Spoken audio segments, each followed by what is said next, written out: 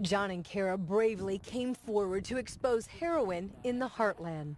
The friends say they first tried heroin on Lebanon High School's senior skip day. That was the first time I'd ever even put a needle to myself. The first time I tried it, I got hooked instantly. But soon they say the quick heroin rush disappeared and they felt sick, needing the drug daily just to feel normal. Wake up, that's all I would think about until, I went to sleep that night. When we first talked to them in February of 2012, both teens felt lucky. Insurance had covered their costly rehab, and their self-outing likely in part a search for accountability to stay clean. When I feel like I'm going to relapse, it's just one phone call and I'm over it. Every single moment it worries me because I know that is in the back of my head that I could go do it at any moment. That moment for John came 6 months later, setting off a downward spiral that led to where we found him today, in the Boone County Jail. Whose fault is it that you're sitting here? 100% my own. It is my own fault.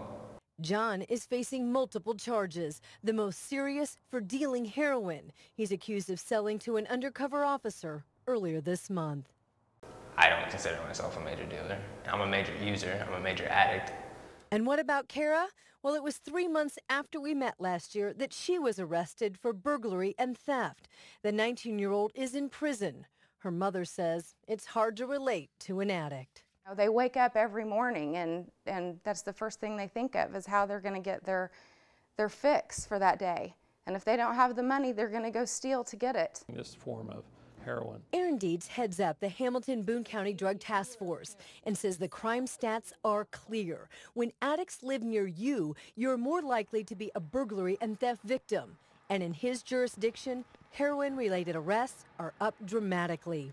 They've made 11 arrests already this year, compared to 8 in all of last year, none the year before. Unfortunately, we can't arrest our way out of the problem. This is what the heroin confiscated here is looking like. Small rocks wrapped in paper or powder packed in balloons. 1 gram can get 10 people high at $10 a hit, and habits can grow to $100 a day. Takes over the person. That's the scary part. They hurt the people that they love the most. Michelle Crane knows the cycle. In fact, Cara's prison sentence isn't her biggest worry right now. Part of me has a little bit of peace knowing that, she cannot get drugs and, that she's safe in there. Michelle's son Chad is also addicted to heroin, and she hasn't seen him in more than a week. I just hope that he is found soon. Her fears are fueled in part by this video. She shot it after recently picking up Chad. Are you still alive? He told her he had just shot heroin into his neck. Chad?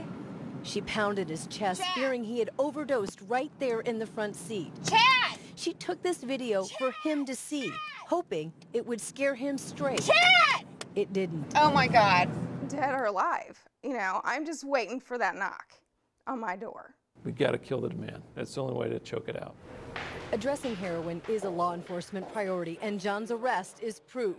But he predicts little impact on what he says is a thriving heroin business. Just because I'm in here, the problem's going to stop because it's not even close.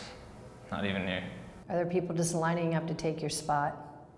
Oh, there's already plenty of people in my spot. John's trial is set for May.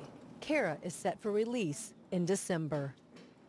Cara hopes to attend beauty school. John, if convicted, faces a maximum sentence of 29 years.